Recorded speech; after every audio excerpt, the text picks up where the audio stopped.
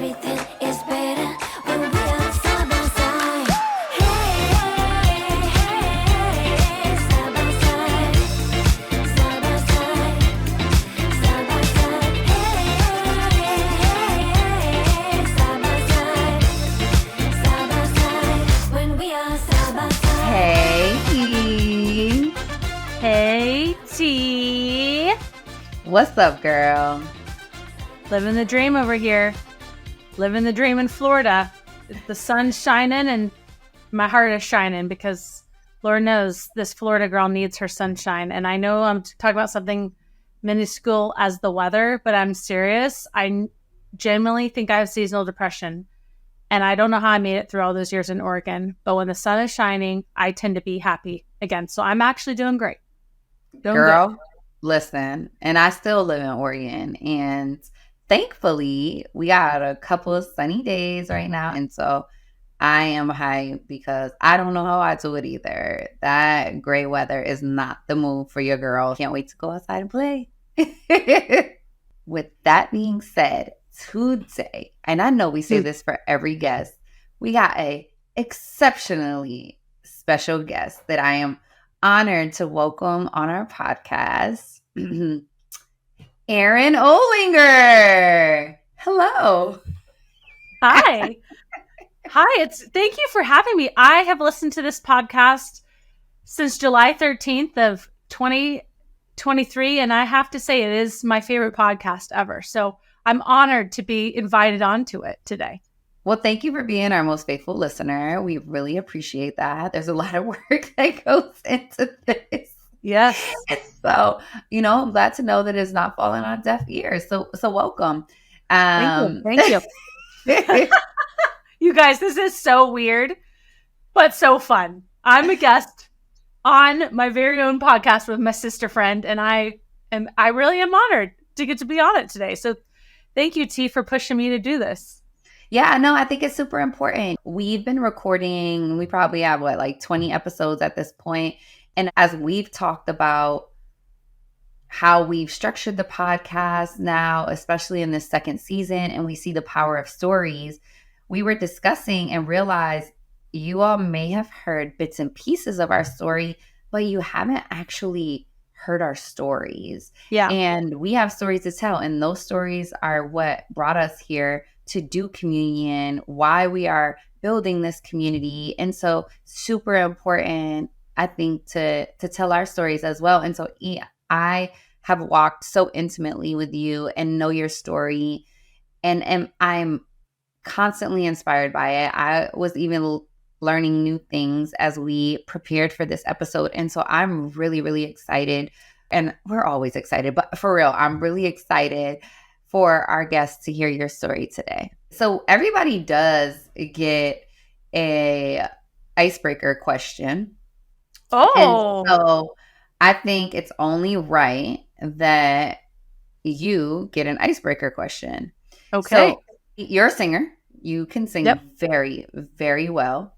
And Thank you. so what is your go-to karaoke song? Oh, such a good question. If it feels like the karaoke room has kind of been a little, lacking energy, lacking excitement, lacking enthusiasm, then my go-to is always Love Shack by B-52s. It is so random, but I love this song. One of my childhood best friend, Chandler, and I used to jam out to this song. I think we made some dances to it when we were in middle school, and it just has stuck. And it's a crowd pleaser. Everybody loves Love Shack by B-52s. It's hilarious. It's random. Not a lot of people pick it, but I would say it's my go-to. That's funny. That's hilarious. As you know, every episode has a title. And you get to title your own. So if you had to title this podcast episode, what would it be? I would title it The Space Between, Never Enough, Yet a Little Too Much. I just want to let that sink for a second. Sure. You're my soul sister for real, because I know that feeling. It's an interesting dichotomy of how can you be Never enough and yet too much at the same time. Yep. Okay, well, then let's dive into this because I think this is going to be a really, really great episode. So, little background context. You grew up in St. Augustine, Florida, your mom, your dad, and your brother. And your dad has this massive passion for surfing, which, if you know my girl, her peaceful place is in the ocean on her board. Yep. I believe you've told me multiple times that is where you feel most at one with God. And so you're my ocean girl that loves to be on the water, really from your background and from the shared passion in your family. But that passion didn't always come with a ton of praise or peace. And in fact, there are some painful parts of that journey that really shaped who you were as a young girl. Can you tell me a little bit more about you growing up and how you found validation, how you found your worth, how you shaped your identity early on in your life in the context of your family? So growing up, I was a surfer girl. My dad was really passionate about it, as you said. And really, my brother and I have a younger brother who is 3 years younger than I am. And we really spent a ton of time with my dad, especially during the summers growing up, because my dad was a teacher. And so a lot of our summers growing up was literally being locked out of our house and at the beach all day with our dad and surfing and being in the ocean and playing. And a lot of times I was boogie boarding or up on the beach, but really like surfing was my love. And it was something that I know made my dad really proud. I was also really into singing and performing arts. And so I was in a singing and performing group as a little kid. And I do remember that was something I was passionate about, but it didn't seem like it was something that was important to my dad specifically, because if the waves were good, I noticed oftentimes my dad would miss my performances. And at least that's how it felt growing up. So I do think that there was like a little bit of a seed that was planted in me as a little girl of thinking like, I love this. And it's something I do to relate to my dad and to spend time with my dad. But there was also like a seed of bitterness that was being sown in me during that time. My parents are still married to this day. In fact, they celebrated 45 years of marriage yesterday, which is an incredible accomplishment. And so both my parents were together, and my mom was very much the nurturer and like, I love you, I love you, I love you a million times a day. And then my dad, I knew that he loved me, but his love and the way that he would like show that was, well, you should know how I feel about you and the way that like I treat you. And I would hear him say, I love you. Oftentimes it was connected to something that I had done well. So like in surfing or in academics or in any performance, that's when like, I guess positive affirmation I would notice would come from my dad. And so I tried to earn his approval and earn his love because I believed that like if I did well and I was performed really well with regardless of whatever that was in, then maybe I would receive love from my dad. And so that did, as a young kid, create a bit of a striving that obviously played out into later years of life and manifested in different ways. But yeah, that was kind of the dynamic going on growing up at home.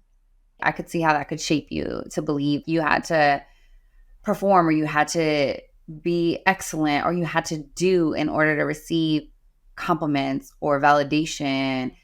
In middle school, your dad was a teacher, but he wasn't always. He ended up being a teacher, and you end up going to the school he was teaching at. And so you got to ride on your way to school and home, which definitely was so redeeming and allowed you guys to build that relationship.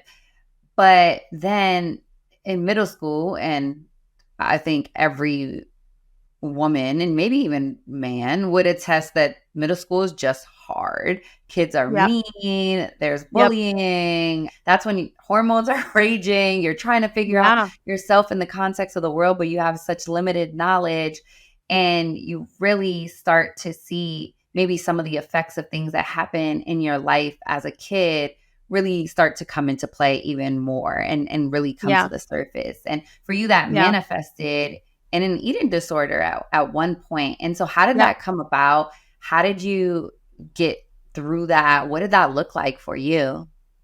Yeah. Well, first I'll say that I love my dad. Like, God has done so much good in my relationship with my dad, and I have adored him my whole life.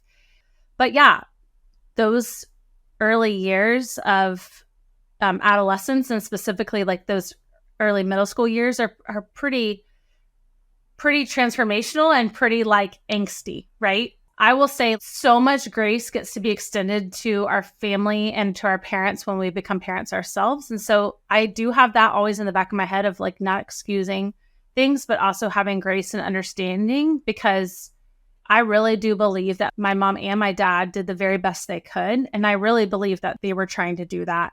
But those years of middle school were so important to me because riding in the car with my dad put me at ease. And I do remember riding to school and my dad would like sing the oldies songs on the radio station, and we would stop by Publix. We would get a bagel and we'd have breakfast on the way to school every day. And I was really proud to be his daughter all through middle school. And then 8th grade hits, and I would say this is really the pinnacle of the teenage years. Hormones are really shifting and changing for a lot of people, girls and boys. And it's also the time where you're connecting like more adult thoughts and disconnecting from childish thoughts. And so some realities are becoming a little bit more transparent to you. And I remember when I was in 8th grade really noticing how my dad was like a super physically fit person. He's been that way most of my life. And I remember how obsessed he was with that and how he worked out all the time. And that was just kind of his MO. And oftentimes that would make him critical of other people. And he always has done it in a joking way. But as a girl, and especially as a teenage girl, those things would like really get to me or hurt me. And especially the things that I would watch him say to other people. And I think that in the midst of all that angst and that teenage adolescence, and then watching the way that my dad would be a little bit critical of other people, it started to create this fear in me. What if my dad ever thinks I'm fat? So I remember internalizing that and really tried to start taking control of that. And so that began this year of really starving myself. I remember I would not eat, and then sometimes I would eat and then throw up. And it was just really this ongoing pattern of not being satisfied with the way I looked. And it wasn't because I thought I was overweight. It was because I was worried of ever becoming overweight. Eating disorders, a lot of times people think it's just like, oh, someone is overweight and they want to lose weight, or someone is really skinny and they don't think they're skinny enough. And really what it is you'll never be enough. It's actually a grasp of control. That's the misconception of eating disorders. Eating a ton is an eating disorder just as much as not eating at all. And so a lot of times we seek control in that. And the problem is it's never enough. And so I got to a point in my 8th grade year where I really didn't feel like enough. And around that time, this is always a funny story that I tell people, but it kind of explains where I was at in that time. Was I had my first crush on this guy. I was getting corrective surgery for a lazy eye that I had. So my eye would always be looking other directions. And so I would get made fun of, and people would be like, oh, we can't tell where you're looking. And I would just play it off and make fun of myself and self-deprecate because I wanted to be the class clown. So I was bullied, but I was bullied like in fun. People are like, oh, Erin, she's cool with that. She doesn't care. And so I played it off by being the first to joke about myself. And so I go and get that eye corrective surgery, and I'm thinking, okay, this guy that I have a crush on is finally going to like me once my eye's better. And I get my surgery. They end up nicking something in my eye, so it makes it super bloodshot. So after the surgery, even though it's successful, my eye looks really messed up and had to heal for a while. So then my mom's like, well, why don't we go get a cute haircut for you? So we go to get a cute haircut. And instead of giving me the haircut I wanted, the girl goes up here and shaves the rest of my hair off in the back. So I'm like so devastated and so sad. And then I'm playing on this exercise machine with a friend of mine and just sitting there, and I end up hitting the bar release, and the bar comes flying and knocks out my front tooth. So I have a bloodshot eye, a haircut that I didn't like, and my tooth is literally only half there. So I was looking my best. And then my parents make me go to school the next day, and they give me this like card, and my crush gives me this card that's like, I have my eye on you. And I open it up thinking he's going to ask me to the dance. And instead he's like, but no one ever knows where you're looking. And then he turns around after he hands me that card and he asks one of my good friends to go to the dance. So it was just like mortifying. And that was the pinnacle of middle school years for me, of me being like, oh my gosh, I'm a loser. And I remember not even wanting to live anymore. I remember feeling so sad that I was like, life isn't even worth it, because those emotions you feel like so big, like those emotions are overcoming you and you don't know what to do with them.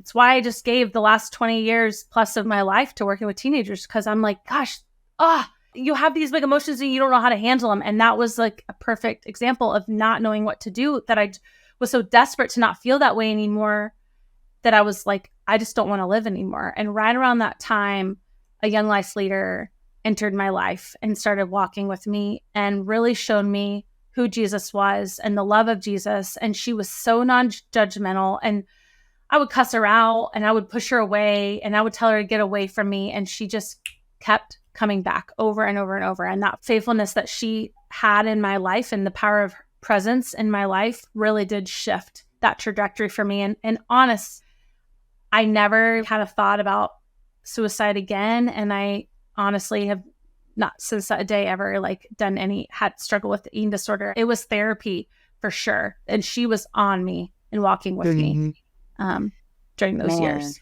Man, my heart just hurts hearing you go through that. I'm remembering those years of how hard it is. To your point, you have all of these emotions, but don't know what to do with them. Yeah. And I am so thankful to God that he saw you, so much so that he sent this woman, this mentor from Young Life, into your life, because I can't imagine a world without you.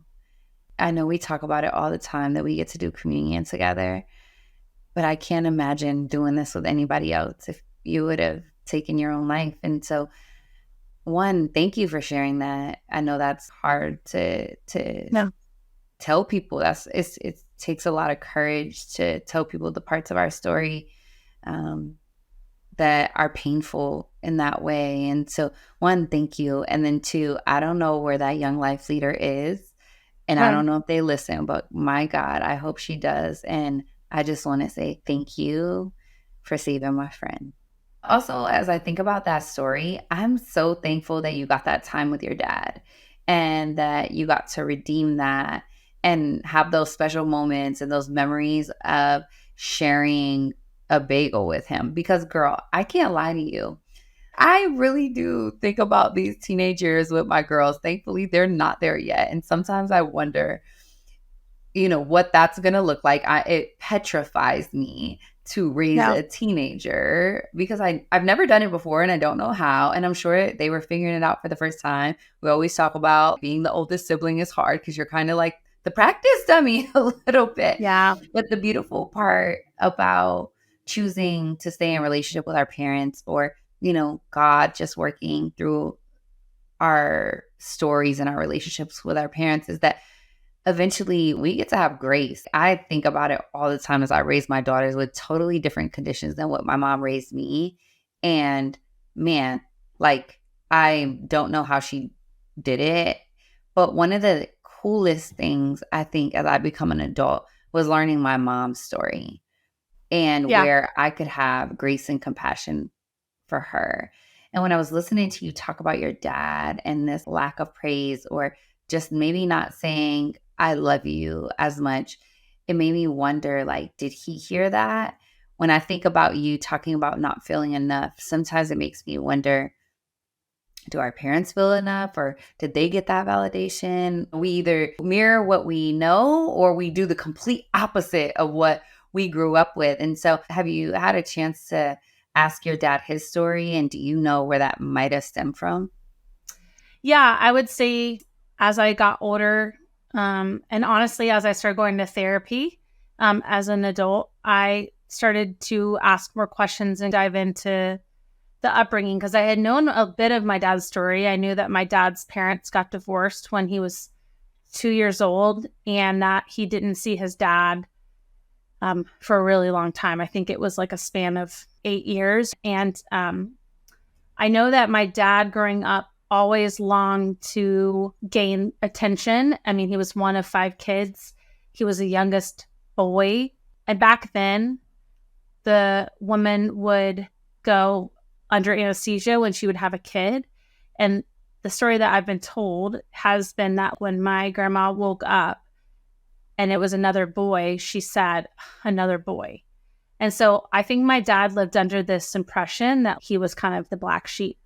And he definitely would play into it in the fact of like, he's a joker and he was mischievous. And honestly, I'm raising his clone in my middle son, Kai, and they literally look alike and they act alike. And I love it. Oh, I could cry because it has felt like such a redeeming story because I feel like when I like look at Kai, this is my chance as a redo to like raise my dad through my son and love my son the way that I wish my dad would have been loved. And his mom loved him, don't get it wrong, but she had 5 kids that she was raising by herself for a while.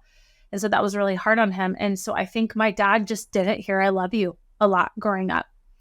And so it wasn't that he was conscious of not saying I love you. I think it was just not something that was the first on his tongue because it just wasn't something that he was told a lot growing up. And meanwhile, my mom on the other side, who I love and have a great relationship with, though I don't think she felt worthy either growing up. And so I had this interesting thing, even going back to the eating disorder, where it wasn't just my dad and the way that I would hear him talk to my mom and other people, but it was my mom and the way that I felt like she didn't believe she was enough, didn't believe that she was beautiful or looked good or anything. I think my mom is like one of the most beautiful people on the planet. Mom, I know you listen to this podcast. I so badly want her to believe those things about herself because they are so, so true.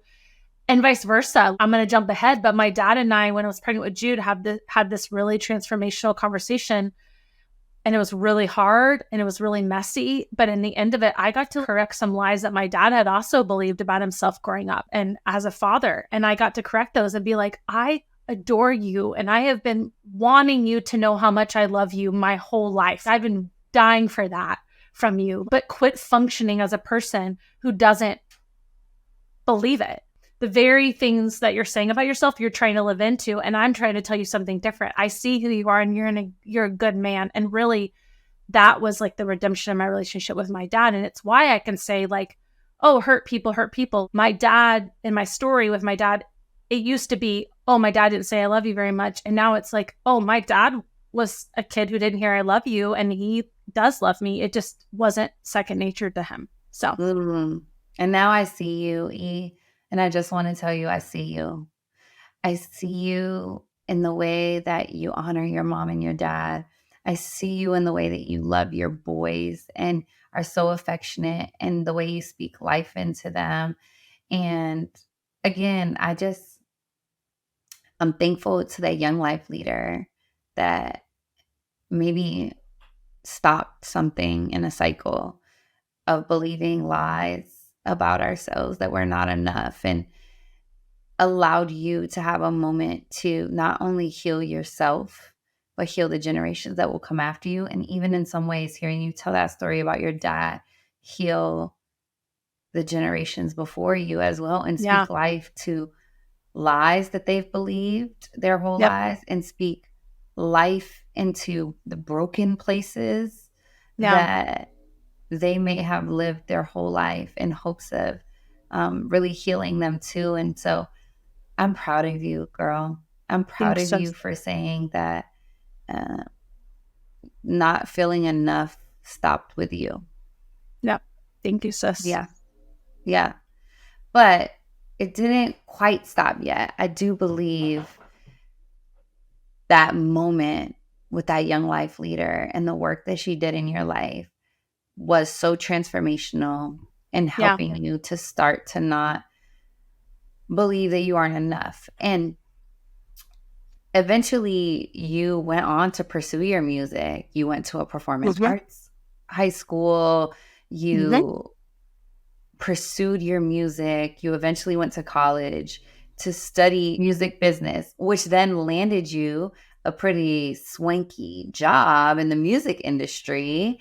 Yeah. And at a very young age, might I add, where you had a ton of responsibility and got to do some really, really cool things in the music industry. And then Yeah. you walked away. Yep. What made you walk away? Yeah. So, fast forward, I ended up going to Belmont University, was going to major in like voice performance, but ended up deciding to do music business. And I went on to work in the music industry, like you said. And then I have this like really great career, but simultaneously I'm a young life leader now because I want to give back. And to go back to my high school years for a second, the Young Life Club that I went to was pretty diverse, meaning kids of all different socioeconomic backgrounds, all different skin colors, all different social groups. And so it was kind of all I knew. And even growing up, it was a lot of what I knew. My dad and my mom really did instill like this social justice in me of always seeing people. And especially I saw that through my dad and just the way that my dad did work. And he went from Shell oiled corporate to like being a teacher, and specifically for the kids that like society has given up on. And so I really do get that from both my mom and dad. So between my dad having just hit this heart for seeing all kids and creating space and learning environments for all kids, and then my young life experience when I went into college and I decided to give back and be a young life leader myself. I'm this white girl from Florida who's a surfer girl. And these girls are primarily living in the projects of Nashville and are being raised maybe by a single parent, mostly by a grandparent or an auntie.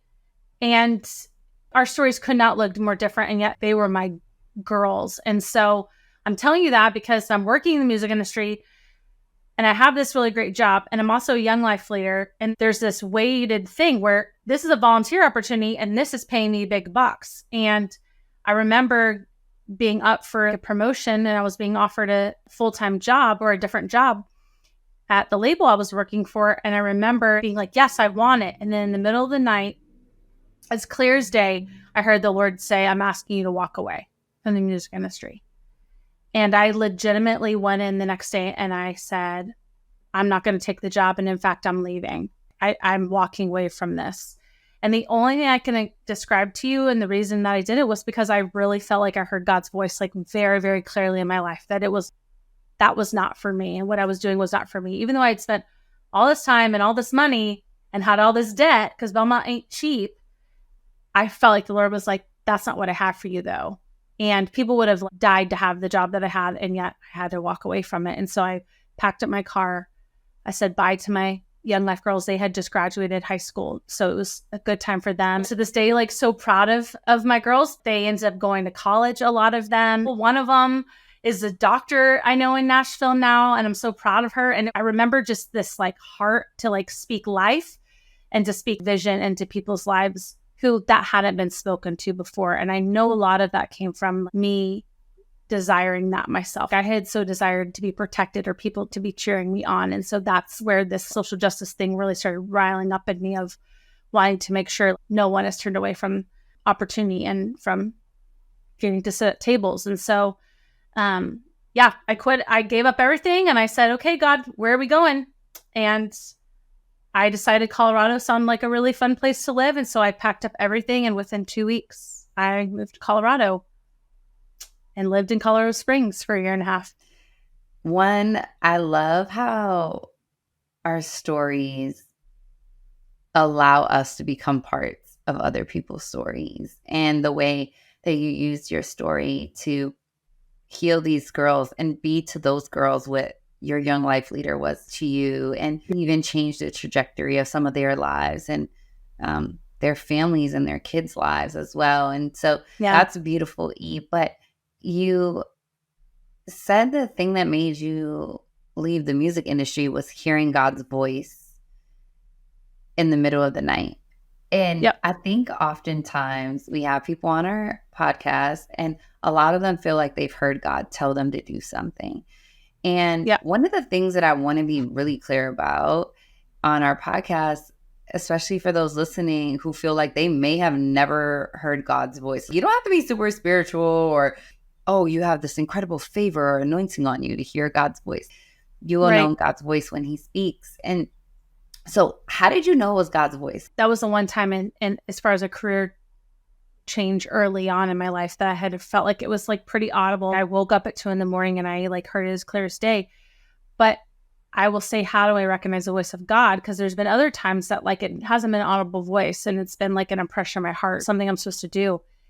And I lack no peace, even though the circumstance seems bonkers, like feels completely crazy, feels like, why would you do this? The rest of the world is like, you are psycho from walking away from this, and yet I have peace. And God's peace is how I always know it's right, because God's peace doesn't need a qualification of circumstance. God's peace doesn't need my circumstances to be all in alignment. God's peace can say, this feels like it makes no sense, and yet I'm going to give you peace because it's what I want you to do, and watch the miracle that I work out, like watch the details. And so I would say God's peace is how I recognize God's voice. It's not always just like, Erin, you shall leave the music industry.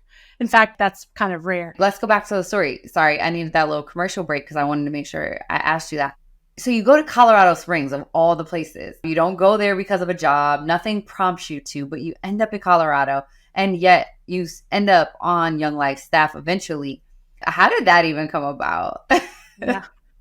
I never wanted to work for Young Life, to be really clear. I loved being a volunteer for an organization, but didn't want to work for them. And mainly because you're a missionary and you make no money.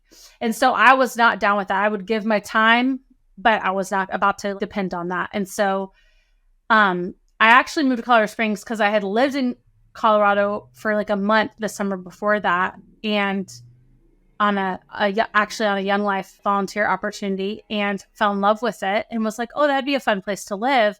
I had a job interview and I was in the final round for it with an international adoption agency and sponsorship agency. And when I was pulling into Colorado Springs, they were like, we were going to hire you, but we decided to hire someone internal because we could pay them less. So I moved there, have no job. I can't get hired at any coffee shop because the only resume I could turn in for the last 5 years of my life was working in the music industry. So no coffee shop will hire me because they're like, what's this girl who just worked for this record label wanting to work at a coffee shop? I apply at Young Life out of desperation to be an admin, which if you know me, you know administration is not my gifting, but I was like, I need a job. They kind of laugh in my face. It's like, honey, you're not an admin. But they end up calling me back and they're like, we love you and we loved you so much. We want to kind of create a job for you. So I ended up helping with publicity and doing publicist type of work, press releases, press statements, all of that for Young Life at the national level, as well as brand identity and brand awareness, and creating a new logo for Young Life at the time. That was a very interesting experience in my life, diving into that. And then did Young Life again as a volunteer leader on a military base, and loved my time with that. But in the midst of that, I was feeling unsettled again. And about a year and a half into it, I took a day of solitude and I was going to go do this hike in Colorado Springs called the Incline. And I went to get my morning coffee and I was just sitting there waiting for my coffee. And these two people were talking. And this one lady had just moved to Colorado Springs from Portland, Oregon, and was like, oh yeah, we just moved here because Portland's like a ministry graveyard. I would never raise teenagers there. Like no kids there will ever know Jesus. It's like, you can just give up on that. And I remember hearing that and just being pissed because I was like, you do not give up on people like that. You do not give up on teenagers like that. Think back on my story. Those were the most important years of my life for someone to step into my story. Yeah. And so I heard that. I got on my little BlackBerry phone, which dates me and how old I am. Looked up who the regional director was. I called him, made a cold call. He said, how soon can you be out here? I said, give me 3 months. And I, yet again, packed up my car and I drove to Oregon and I waited for a job in Oregon. And I ended up accepting a job in a really small town that if I would have known that's where I was going to be placed, I would have never moved to Oregon. And I did that for 3 years and established my life in that area. And during that time, God really transformed my life again by reading a specific book in my life. I love that. I love that. Okay, so tell me about this book, because up until this point, your story has been never enough. Yeah. And that feeling of not being enough, that feeling of striving and working and earning and proving and performing and seeking validation. And you really, up until this point, have lived your life that way. And so tell me about this book and the way that it transformed your life. Yeah. Well, we've talked about the book on the podcast before, and the book is called The Cure, but back then it was called True Faced, and that's the name of the organization that the book founded. And so I read that book. I was on a Young Life retreat, and if you want to know more about The Cure or True Faced, go back and listen to season 1. Those episodes. It's a 2-part series, but that book really transformed my life, because up until this point of my life, I've really been living a life from behind a mask. And I would say that trickled into my relationships with people. I mean, I had a lot of friendships growing up where I felt like I was really loved by them when I performed and, or like did whatever they said, or people please them and become a chameleon and just be whoever they needed me to be in the moment. And that was the first time when I'm reading this book, and it's talking about the masks that we wear, and the way that when we wear a mask, when someone tries to love us, only our mask receives love. We don't actually in turn get to receive love. And I remember feeling like, yes, this is me. And then talking about removing the mask and entering into these places and these spaces of grace where we're able to just authentically be ourselves, and that there's nothing to hide. There's nothing to be ashamed of, that we get to come as we are. And I started to learn that that really is the gospel of Jesus and how he interacted with people. But 2, it was freedom. That was a moment I started feeling free, that I didn't have to live in this space of feeling like I wasn't enough and have to try to be someone that other people expected me to be. I got to, for once in my life, really be free to be Erin. And I really believe in that moment that changed my entire life, to the point where I share everything about myself now. And I'm like, I try to be super honest, sometimes maybe too honest, which leads to why I feel like sometimes I'm too much now. So it was a really interesting shift. But one of my like deepest friendships still to this day was with my friend Jamie. Jamie and I's friendship even started because of reading that book together, because Jamie saw this facade of this Erin who wore this mask and thought she was so cool, and she didn't want anything to do with me. And then I forced her into being my partner. As we like did on the retreat, we had to pick partners, and I was like, hey, be my partner. And Jamie, because she's nice, couldn't say no to me, but she was dreading it. And that was where our friendship was formed, because she was like, here's this girl who I thought was like uber conceited and thought she was so great at everything. And she just took off her mask and she showed me who she really was. And to this day, it's why we're best friends. Like legitimately, I don't think Jamie would have been friends with me if that book hadn't stepped into the story. That's so cool. You introduced me to the book, The Cure. We went through it. We've had episodes on it. The book really does change the way you view yourself and God in a lot of ways. And I know it was super profound on my journey, especially as we were entering into communion and planning this. And so, one, I'm thankful for that book. But the cool part is, it's not like you just read it, absorbed it, and then kept living a life of never enough. You actually sat in that pocket of freedom and really got to experience the space, as your title says, in between never enough and feeling too much. You really got to experience that space. And you talk about this image that sits by your coffee pot, and you've talked about it on a couple episodes of when you just felt your freest. And you were preaching the gospel, and you just felt like you were your truest version of yourself. Tell me about that woman. Tell me about that time period, that summer when you were just walking out and applying what you have just read about, and now you get to truly live it out in your own life. Yeah. Well, I read that book. I become like, okay, no more masks, Erin, throw out the masks. I'm living this free life. But now all of a sudden, the lies that I'm starting to believe are like, gosh, you're like so authentic that I feel like it's overwhelming for people, or maybe you're like just too much. And then in the midst of that, and in my time in young life, I ended up meeting John, as you heard in John's episode. And John and I, through a series of events and not always an easy relationship, end up getting engaged and get married, which forever and never I will be so grateful for, and go on to have Jude and go on to have Kai. And now I've just had, or I'm pregnant with Asher. And something about the mixture of having a person whom I was safe with, being John, who loved me and adores me for who I am. But then I go into the world of ministry, and there's still this crazy juxtapose that I'm in, because I'm being honest, but then I'm getting into my car after meetings and I'm overanalyzing everything I said. So I'm like really good in the moment of being really transparent and honest, but then afterwards I'm struggling. And I remember being like, I'm just too much, or maybe I said too much, or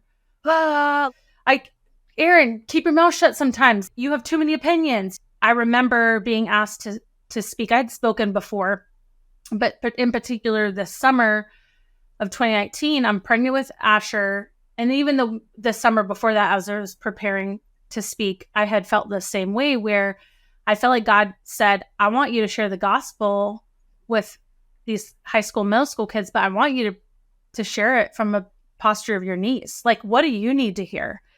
And so I remember I prepared so much for these speaking assignments. And then I would get up on the stage and I would open my mouth and I would watch how God just spoke, like very intensely and intently and intentionally into the hearts and the lives of these middle school and high school kids in the room, and even leaders and college age kids and adults. And I remember being like, okay, God, what just happened? This is amazing. But it wasn't something I could take credit for. And I knew that. It was absolutely Holy Spirit led. And I remember when people would say like, what you said was so powerful, I would be like, I don't even remember saying that, because it was literally not even in my notes. It was just something I knew the Lord was like, say it. And so I just genuinely felt like this mouthpiece. And I remember right before I went to speak those 2 summers, but specifically before I went to speak in 2019, I got this word that was spoken over me. God had said, you are a free woman. I want you to operate as a free woman, like a woman who doesn't care about what anyone else thinks about her, but only is locked in on what I think about her. And I really got to do that. Like I just said, I spent all of this time in my career and in my life where I would have these really honest and hard conversations with people, but then the second that I would leave, I would overanalyze. And it was the first time in my life that I can ever remember sharing and saying really hard things, and yet hearing 0 lies. Like no lies were allowed into my head and into my mind during that time. I felt so protected, so guarded. And during that summer, I remember multiple people coming up to me and saying, hey, I just want you to know, when I look at you, I see a woman who just lives in the freedom of who she is. You are free. You're a free woman. They had no idea that was like a word that had been spoken over me prior to that. So I always talk about that picture, because that picture was obviously taken during that time, but that picture is a reminder to me of, I know how to live free. I know how to live as believing that I am enough, that I'm not too much, and that I'm not enough, but that I am enough, who God sees me as. He like loves me and adores me for that. And I'll spend the rest of my life pushing away the lies to remain in that place. And it's not always easy, but once you experience it and you taste it, you'll fight for it the rest of your life. I love that you talk about that, like that idea of like fighting for it, because I think I entered into your story around this time, and I can truly say that I've watched you fight for it. Even starting Supper Club was you fighting against the lies that you're too much and leaving a place that you were, but always looking to create a space where people don't feel those things, or walking away from Young Life and pursuing communion even, and the heart behind the things that you create as a result of leaving spaces that would try to feed those lies of never too much or never enough, but maybe a little too much, or one or the other. And I'm thankful that you fight to stay in that space of freedom. And not only do you fight to stay in that space of freedom, because Lord knows you like to fight. I feel like you're always ready to go. Not physically, but you will spiritually go to war.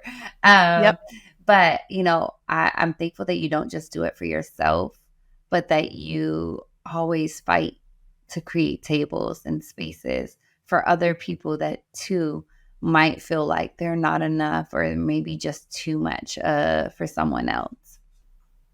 Thank you, T. Yeah. Thank you, sis. Yeah, of course. I mean, I've been a beneficiary of the tables you've created in so many ways. My family has. And so thank you. But I want to end on this one. You talk about that freedom that you were experiencing. Of course, like I said, there were moments where you've still felt like those lies have tried to come. But you just recently celebrated a birthday, and you posted a reel on Instagram of you and a number of beautiful, beautiful women that you get to call friends and do life with. Because at some point in this journey, God took your family from Oregon and planted you guys back in St. Augustine. And I remember sitting last year around your birthday time, and you were sad. You were sad. You were feeling lonely. You were missing your community. You were missing your people. I think going back to St. Augustine a second time around as a new and evolved woman from when you were that 18-year-old girl and left the first time, you came back, and their enemy was definitely trying to plant those lies that maybe you're not enough, or maybe you're too much for people to want to befriend you here. And so you went through a lonely season when you transitioned to St. Augustine. And then I looked at that reel following your birthday dinner, and I specifically read the caption and the fullness of joy that you felt, and the freedom that you were walking in, and the joy to authentically be yourself and believe that you are somebody's cup of tea, I think is how you said it. Yeah. Talk to me about this last year and what fighting for that space of freedom has looked like for you, and how your birthday last year compared to your birthday this year looks so much different. Well, I could say the last couple of years, because once again, if you listen to John's episode, you know how tumultuous and how hard that decision was to leave Oregon, because I left my deep community, still the people that I have the deepest relationship with. So that was really hard. And so, naturally, when I moved to Florida, I felt really lonely and sad, because I had this super deep community where I knew them deeply, they knew me deeply. It was life on life. And so that was a really, really hard thing to walk away from. And then on top of all of that, we've gone through the death of my father-in-law, and I had left Young Life. And it was, like you've heard on a lot of these episodes, it was not an easy departure. It was actually a really hard departure and went sideways in a lot of ways that it shouldn't have. And so I was reeling from that, and was in this season of rest and this season of feeling like God had given me this red light to just heal. And I was obedient to that. I stayed in that rest season for a couple of years. And in the midst of that, felt really lonely, because the people who typically would have walked through that heartache with me were literally the other side of the country. And the last couple of years, I really longed to have even a friend. I remember I asked God, give me one friend that I could be real with, and that would love me for who I am. And also being back in a place where last time I lived in St. Augustine, Florida, remember, I was still wearing a mask. I still believed I wasn't enough. So I'm coming back to this place that knew me as one person, and I'm very different now. And so there's that whole thing that I'm dealing with and fighting with. And so it just was really a mess. And I'm like, God, could you just give me one friend? And I had a few friends from high school that I got to reconnect with. And then there were some hard relationships, some relationships that really hurt me. And I had been through the gauntlet with one person in particular I can think of that really had hurt me over the years. And we reconciled, and our relationship just hasn't looked like I thought it would look like coming back to St. Augustine. And so I've had to grieve that a bit too. And I really have grieved it because like I've talked about before, when I'm for you for life. And I want to be a part of people's life for life, but sometimes that doesn't work out. And so I'm not everyone's cup of tea. That's where that kind of comes from. And God gave me the friends that I had been longing for. And really in the last year, I watched God just start to show up.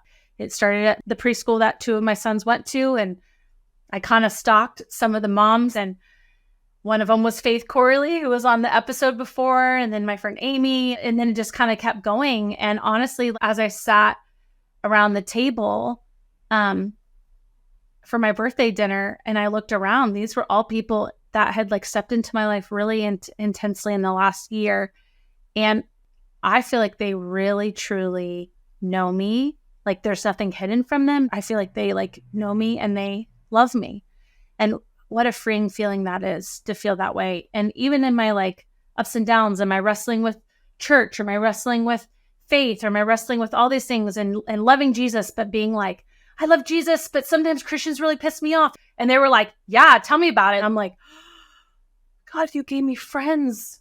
We can wrestle with faith and push each other to love Jesus more. And so, girl, I am genuinely so honored that God has answered my prayer in the way he has. And honestly, my heart always is going to break and hurt for people who are feeling lonely in seasons, because I do know what that's like. And especially because I've moved so much. And yet it's always at that like 3-year mark. I'm serious. Like in the 3-year mark, it's like, that's when I know, oh, these are going to be like my people in this next season of my life I'm going to walk with. And I really feel like I have found those people.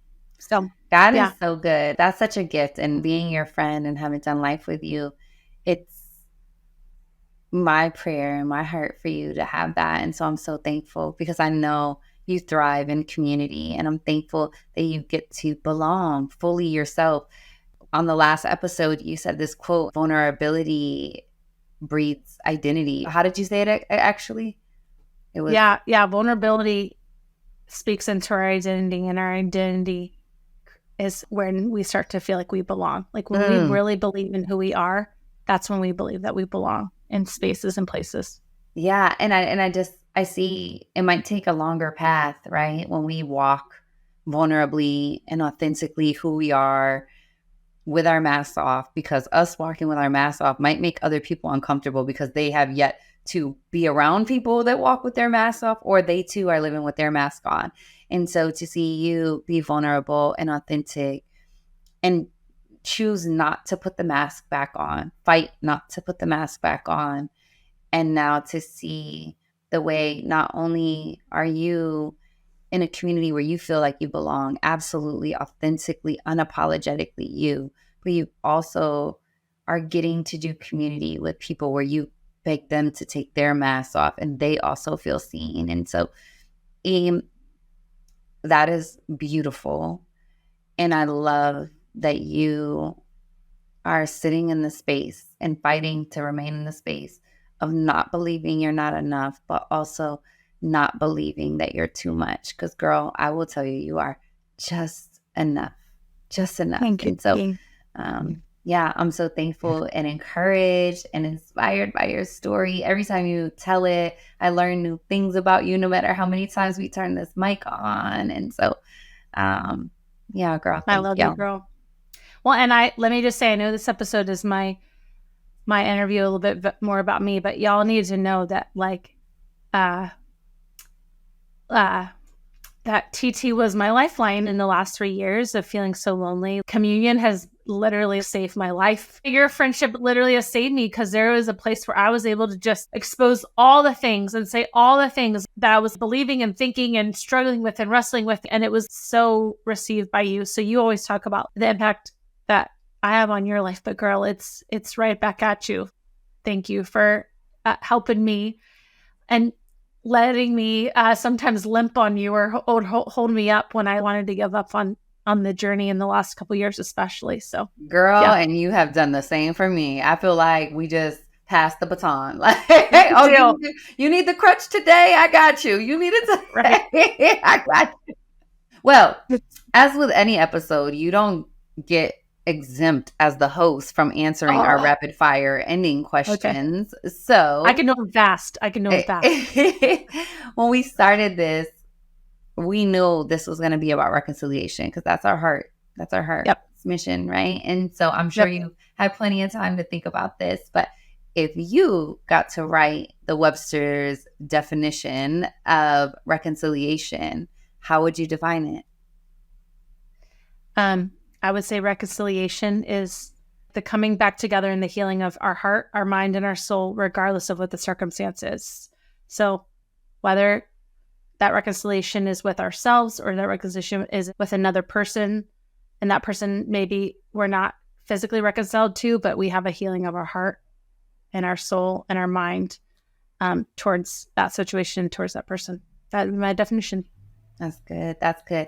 So then with that being your definition, what circumstance are you still currently wrestling with reconciling? You know, at that birthday dinner this year, a friend of mine and Michael turned to me and she said, "Hey, Erin, what is something that you know to be true today that you didn't know a year ago?" And I said that I am not everyone's cup of tea, meaning not everyone's going to like me, but that's okay. And the reason I'm saying that is because I feel like that's something that I know, but I'm learning how to reconcile with, because I would say my greatest struggle and the greatest thing that I wrestle with is the fact that I don't think it's okay sometimes that people don't like me. I want everyone to like me. And yet, once again, going back to that mask off, sometimes people don't like you with your mask off. Sometimes people would like the version of you with your mask on. And because of my refusal to put that mask back on, I have to just be okay with people not liking me. So that's what I'm still wrestling with and trying to reconcile. It's like your head knows it, but your heart doesn't always accept it, right? That's it. It's got to go from here to here, right? It's on the journey. And some days I'm like, it's in my heart. And then the next day I'm like, oh, it's still in my head. And I appreciate you for being honest and just saying that, because I think that, especially in today's world with social media and everything, and everybody's authentic and unapologetically them and all the other things, it's hard to be like, oh, I really don't care if people like me or not. Yeah. And it's not we do care. We want to post the pictures and look at who likes our stuff. Right. We're not just posting for ourselves, honestly, or sometimes we get dressed for other people or whatever the things are. And so I appreciate that you're like, hey, no, it does matter to me that people like me, because I feel like we live in this world where we're like, oh, I don't care what they like me and their opinions don't define me. But it's inevitable. We're created to do a relationship. And so I appreciate you just honestly sharing that. Okay, so then our 3 questions, which I love to ask you these because these have now become the questions that I ask people at their birthday dinners. And since I wasn't able to be at that birthday dinner that looks so fun, what do you need to be reminded of? I just need to be reminded on the daily that I am enough to live as a person who believes she's enough. I want to be reminded of that every day, and I need to be reminded of that every day. It's an ongoing battle. That's good. What do you need to receive? I would say I need to receive the peace that God is trying to give me right now in my life about some situations that are going on that feel like they're spinning a little bit out of control. And yet I feel like God's like, hey, this peace is always available to you. You just have to reach out and take it. And so I feel like I need to receive it and take the peace that God's always offering to us. Welcome to a quick little mini sermon, but that just made me think of going through Holy Week recently. And when Jesus shows up after he's resurrected, and the first words that he speaks is peace be with you. Yep. And it's in the midst of the crazy, while we don't know if what you said is real, because, oh, wait, we haven't seen you yet. Oh, wait, you're here. His first words are peace be with you. Take that or leave it, but peace be with you, my sisters. Okay. And then lastly, what do you need to release? Lots of things. But I need to release the expectations that I put on myself to be the best specifically around parenting. It's like the one that I struggle with the most. I am so critical of myself when it comes to parenting. I always feel like I'm too much, and I'm believing that I'm working towards believing I'm enough. But where I feel like I'm not enough sometimes or oftentimes is as a parent, specifically like to my oldest, because he's anxious, I'm anxious, and our anxieties sometimes can play off each other. And then I'm like, oh my gosh, am I messing him up? And I feel like God's like, release it. Like, I got you, girl. And the ways I'm able to relate to him is so special and so sweet. I have so much grace and empathy for him because I identify with him and understand him and the way that he feels. So I just need to release that expectation that I put on myself of being like the perfect parent. It's not possible. And honestly, I'll be honored if my kids go to counseling, because that means I raised them up to believe that mental health is really important, you know? Amen. Amen. Okay, well, special guest of honor. Last question. Where can people connect with you? Okay, so I have this thing called Come.Union. So it's at Come.Union.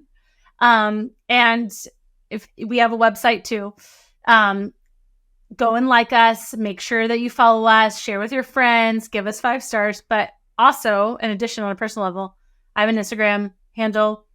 It's at Erin C. Olinger is on my Instagram. And I'm also launching a consulting business.